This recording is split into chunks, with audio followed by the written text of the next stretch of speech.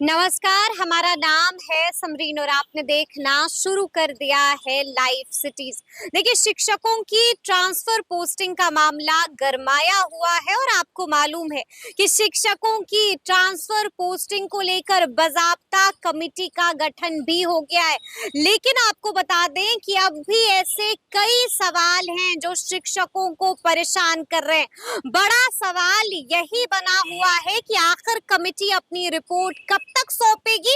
और जनाब, सवाल तो ये भी है कि क्या ये मामला एक बार फिर से लटक तो नहीं जाएगा। और इसी बीच आपको बता दें कि शिक्षक नेता अमित विक्रम ने भी कई सारी मांगे रख दी हैं। तो आइए फिर इसी मुद्दे पर सीधी बातचीत करते हैं अमित विक्रम से। सबसे पहले बहुत शुक्रिया धन्यवाद धन्यवाद। अमित, सबसे पहले तो हम आपसे जानना चाहेंगे कि हमने देखा है कि कई सारी मांगे आपने शिक्षकों की ट्रांसफर पोस्टिंग को लेकर रख दी है। क्या कुछ मांग है आप? देखिए, हमारी सबसे महत्वपूर्ण मांग ये है कि ऐच्छिक पोस्टिंग जो है उसका लाभ सबको मिले और सभी कोटि के शिक्षकों को मिले, चाहे वो बीपीएससी से आए हों कि विशिष्ट शिक्षक सक्षमता परीक्षा दे करके आए हों, और उसमें चाहे पुरुष हों कि शिक्षक हों, किसी के साथ भेदभाव नहीं हो। ठीक है, कुछ विशेष परिस्थितियों में एक प्रेफरेंस देने की बात हमने भी कही थी और हम लोग चाहते भी प्रेफरेंस मिले भी, लेकिन लैंगिक आधार पे कि सिर्फ महिलाओं को ऐच्छिक मिलेगी और पुरुषों को रैंडमाइजेशन किया जाएगा, इस तरह की बातें नहीं होनी चाहिए। देखिए, दो फैक्टर्स हैं इसके। पहला तो ये है कि अगर महिलाओं को ऐच्छिक पोस्टिंग दी जा रही तो इस नाम पे दी जा रही है उनको परिवार का देखभाल करना है, ऐसा तो ऐसा नहीं है कि आज के समाज में या आज के समय में पुरुषों की जिम्मेदारियां कम हैं। उनके ऊपर ही परिवार के भरण पोषण की जिम्मेदारी है, उनके भी बच्चे हैं, उनके भी माता पिता हैं, तो उनकी पारिवारिक जिम्मेदारी भी उतनी ही है जितनी किसी एक शिक्षिका बहन की है। तो दोनों को हम लोग समान नज़र से देखते हैं और सबको ऐच्छिक स्थानांतरण की बात चाहते हैं। दूसरा फैक्टर ये है कि 50% आरक्षण जो प्रारंभिक कक्षाओं में दिया गया, उसके पीछे एक बहुत बड़ा कारण ये था कि प्रारंभिक कक्षाओं में जो बच्चियों का नामांकन था वो कम होता था, क्योंकि वहाँ फीमेल टीचर्स नहीं होती थी। बहुत पहले जो था, नीतीश जी के पहले टाइम तक फीमेल टीचर संख्या बहुत कम थी, तो बच्चियां थोड़ी असुरक्षा की भावना से या लैंगिक समानता के मतलब एक तरह से कहिए अभाव होने के कारण असहज महसूस करती थी और विद्यालयों में कम आती थी। तो माननीय मुख्यमंत्री जी ने उस समय जो है कि लैंगिक आधार पर आरक्षण दिया, 50% आरक्षण दिया, और इसके बाद जा करके आप देखेंगे कि अभी वर्तमान में बच्चियों की उपस्थिति सरकारी विद्यालयों में ज्यादा होती है और उनका नामांकन भी काफी सुधरा है। जो एक गैप था वो गैप अब खत्म हो चुका है। तो जरूरत है इस बात को मेंटेन करने की। अगर ऐच्छिक पोस्टिंग सिर्फ शिक्षिकाओं को दे दी गई तो इससे क्या होगा कि अधिकांशतः शिक्षिकाएं चाहेंगे शहर के विद्यालय में या शहर के जो नजदीक विद्यालय है वहां पर उनकी पोस्टिंग हो, और जो ग्रामीण क्षेत्र है या शहर से काफी दूर है वहां पे शिक्षिकाएं नहीं रहना चाहेंगे, नहीं पोस्टिंग चाहेंगे, रिमोट एरियाज में नहीं जाना चाहेंगी। तो ऐसी परिस्थिति में क्या हो जाएगा कि रिमोट एरियाज के जो पुरुषों को गाँव भेजा जाएगा, केवल पुरुष रह जाएंगे वहां पर और महिलाएं सारी शहरी क्षेत्रों में आ जाएंगी। तो ये एक असमानता, जिस जेंडर गैप को एनरोलमेंट में या फिर कहिए कि उनके उपस्थिति में जिस गैप को भरने के लिए ये महिलाओं को आरक्षण दिया गया था, वो पूरा कंसेप्ट ही मतलब कहिए विलुप्त हो जाएगा, खत्म हो जाएगा। क्योंकि 50% आरक्षण का आधार ही यही था कि बच्चियों का नामांकन बढ़े, उनकी उपस्थिति बढ़े और उनको तरह तरह की जो योजनाएं भी दी जाती हैं, देखते हैं बच्चियों को ड्रेस, साइकिल, ये सब माननीय मुख्यमंत्री जी ने इसलिए दिया कि उनकी उपस्थिति विद्यालयों में बढ़े। और 35% हाई स्कूल्स में भी दिया है आरक्षण महिलाओं को। ये सिर्फ नौकरी के लिए आरक्षण नहीं है, बल्कि या देखिए पुलिस में भी जो महिलाओं का आरक्षण जाता है इसलिए जाता है कि वो जेंडर सेंसिटिव बने पुलिस। तो ये जो आधार है, ये जो पूरा आधार ही खत्म हो जाएगा अगर शिक्षिकाओं की ऐच्छिक पोस्टिंग हो गई, वो भी केवल शहरों के नजदीक। और जो मुझे पता है और मैं भी जमीनी स्थिति को जानता हूँ कि सारी शिक्षिकाएं चाहती हैं कि उनकी पोस्टिंग शहरों के ही नजदीक हो। देखिए, जिनका घर है, जिनका बहुत दूरी है, वो हो, मैं ऐसा इनकार नहीं करता हूँ, लेकिन इस बात को ध्यान में रखा जाए कि जितने भी प्रारंभिक विद्यालय हैं वहाँ पे 50% अगर महिलाओं का आरक्षण है तो विद्यालयों में पोस्टिंग में भी 50% उनको सीट मिलना चाहिए, वो पोस्टिंग होनी चाहिए, ताकि सुदूर गांव में भी अगर कोई स्कूल है तो वहाँ की बच्चियां भी एक अपनी मैडम, अपनी दीदी के संरक्षण में सुरक्षित महसूस करें और नियमित विद्यालय आए, अच्छे से उनका पठन पाठन हो। यानी कि अगर मैं गलत नहीं समझ रही हूँ अमित, तो आप यही कह रहे हैं कि सभी को मनचाहा जिला मिले, यही कह रहे हैं आप? सभी लेकिन एक बात बताइए, आपको क्या ये मुमकिन लगता है कि सभी शिक्षकों को मनचाहा जिला मिले? क्या मुमकिन लगता है कि सभी को ऐच्छिक स्थानांतरण मिले?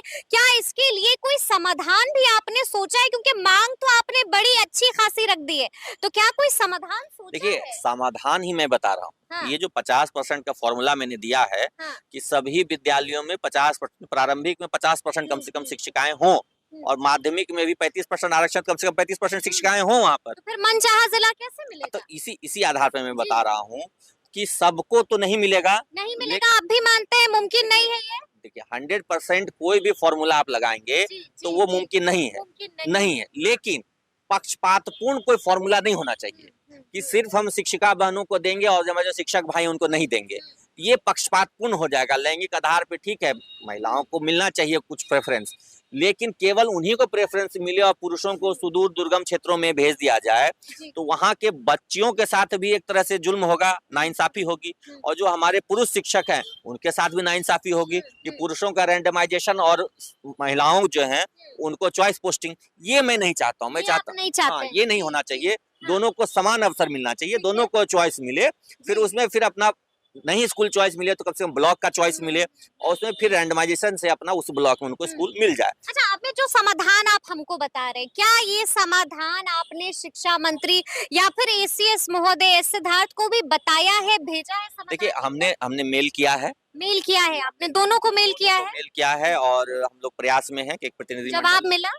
नहीं, जवाब तो खैर मिलता नहीं है किसी भी पत्र का। हम लोग हाँ। फिजिकली भी रिसीव कराते हैं तो कोई जवाब नहीं मिलता है। हाँ। लेकिन हमारे कुछ शिक्षक जो भोरे में अपने विधानसभा क्षेत्र में माननीय मुख्यमंत्री जी गए थे तो वहाँ पे हमारे शिक्षक साथियों ने भी उनसे मुलाकात करके इस बात को रखा है कि चॉइस पोस्टिंग का शिक्षा मंत्री से जी, मुलाकात? शिक्षा मंत्री का कार्यक्रम था, वो जनता से संवाद कर रहे थे। जी। तो हमारे शिक्षक साथियों ने भी उनसे मुलाकात किया और चॉइस पोस्टिंग की बात उनसे कही है कि सबको मिले, सबको विकल्प चुनने का ऑप्शन मिले। ऐसा नहीं हो पुरुष सुदूर में चले जाएं और महिलाएं सिर्फ शहरी क्षेत्रों में रह जाएं, तो ये नहीं होना चाहिए। अच्छा, इस और जो मेरे ऊपर एक आरोप भी है, बताइए बताइए। मैं बता रहा हूँ, मेरे ऊपर आरोप ये है कि मेरे विद्यालय के बच्चों को कक्षा के अनुरूप जानकारी नहीं थी। ठीक है, अच्छा, हाँ, ये आरोप है। जी, ठीक है, जी, यानी कि आपने अच्छे से नहीं पढ़ाया? हाँ, मैं बता रहा हूँ, इसी हाँ। बात कर रहा हूँ। देखिए, पहले तो इस आरोप की बात ये है कि 3 महीने हुए थे विद्यालय खुले हुए, उसमें से 2.5 महीने विद्यालय बंद थे। तो ये तो खैर निराधार है कि जब 2.5 महीने विद्यालय बंद रहे, 15 अप्रैल से 15 मई गर्मी छुट्टी, फिर स्कूल खुली तो फिर गर्मी छुट्टी, तो इस ठीक है, तरीके से हाँ। बच्चों को किताब भी नहीं मिली थी, तो वो तो अलग मैटर है। लेकिन जिस तथ्य की अनदेखी मेरे ऊपर लगाए आरोप में की गई है और वो पूरे बिहार भर के शिक्षकों की समस्या है कि मेरे विद्यालय में मात्र 2 वर्ग कक्ष हैं। अच्छा। जी। जी।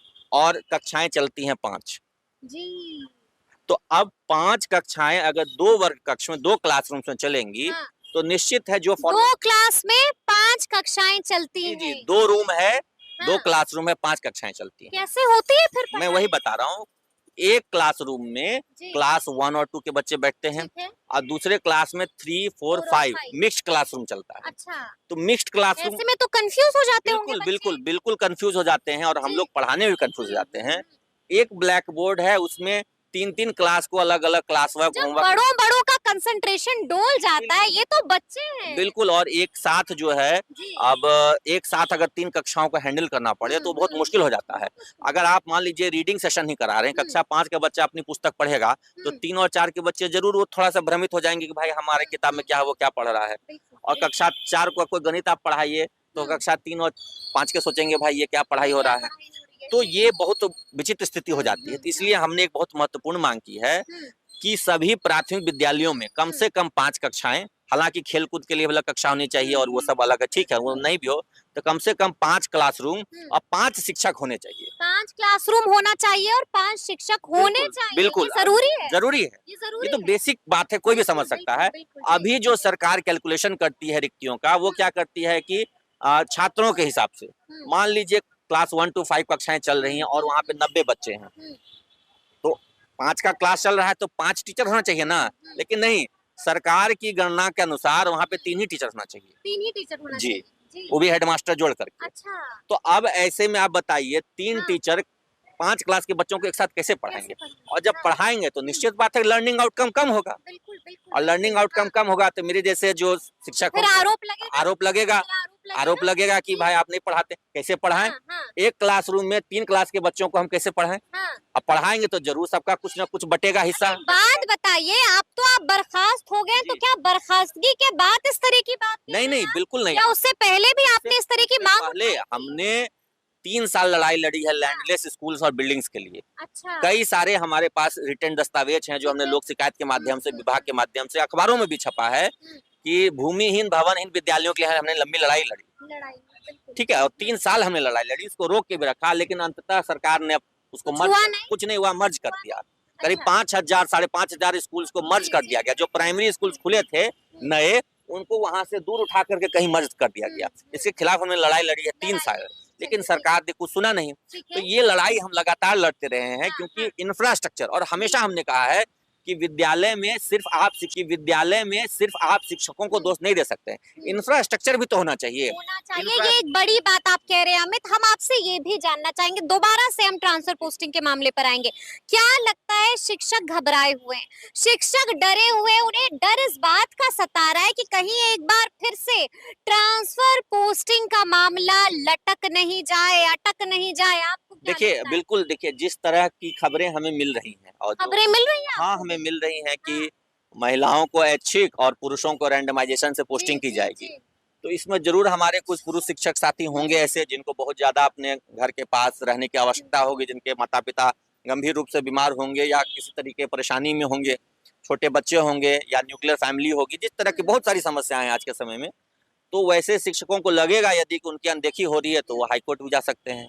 तो मतलब आप कह रहे हैं कि मामला लटक सकता है, बिल्कुल, अटक देखिए, सकता है, पेंच फंस सकता है? बिल्कुल सरकार जिस तरह की नीति बना रही है, जी, अगर जी। दोहरी नीति पर काम करेगी सरकार, हाँ, कि शिक्षिकाओं के लिए अलग नियम, शिक्षकों के लिए अलग नियम, तो यहाँ पे मामला पेंच फंस सकता है। हमने कई सारे व्हाट्सएप ग्रुप में देखा है कि जब हमने इस तरह का खबर उनको बताया कि इस तरह की पॉलिसी पर विचार चल रहा है, तो सब कई सारे ग्रुप में शिक्षकों ने लिखना शुरू कर दिया कि नहीं, हम लोग इसे इसको लागू नहीं होने देंगे, इसके खिलाफ हाईकोर्ट जाएंगे, केस करेंगे। तो इस तरह की बातें हो रही हैं। इस तरह की बातें अंदर अंदर हो रही बिल्कुल है। शिक्षकों के बीच इस तरह की बातें हो रही हैं और वो लोग तैयारी कर रहे हैं। हाँ, अगर इस तरह की पॉलिसी आई हाँ। कि पुरुषों को रैंडमाइजेशन और महिलाओं को ऐच्छिक दिया जाएगा, तो हम इसके खिलाफ केस जाएंगे। हम इसके खिलाफ कोर्ट जाएंगे। चलिए, एक आखिरी सवाल है अमित। बीपीएससी टीआरई 3.0 की परीक्षा संपन्न हो चुकी है, लेकिन अब तक आंसर की जारी नहीं हुआ है और लोगों को इंतजार है, परीक्षार्थियों को इंतजार है कि आखिर रिजल्ट कब जारी होगा। आपको क्या लगता है, आंसर की कब निकलेगी और रिजल्ट कब तक जारी हो जाएगा? देखिए, रिजल्ट पर तो शायद सरकार को निर्णय लेना है कि वो आरक्षण के किस नियम का पालन करेगी। 50% वाले का ही पालन करके रिजल्ट देगी या 65 50% वाले। अब तो एक शिक्षा विभाग ने पत्र भी जारी किया है। देखिए, वो पत्र जारी किया है अपना वो जी। रिक्ति की गणना के लिए। मैं नहीं कहूंगा कि वो फाइनल डिसीजन है, फाइनल डिसीजन गवर्नमेंट लेगी कि वो सुप्रीम कोर्ट के फैसले का इंतजार करेगी या फिर इस बीच में वो 50% के आरक्षण के आधार पे वो जारी कर देगी रिजल्ट। वो सरकार का डोमेन है।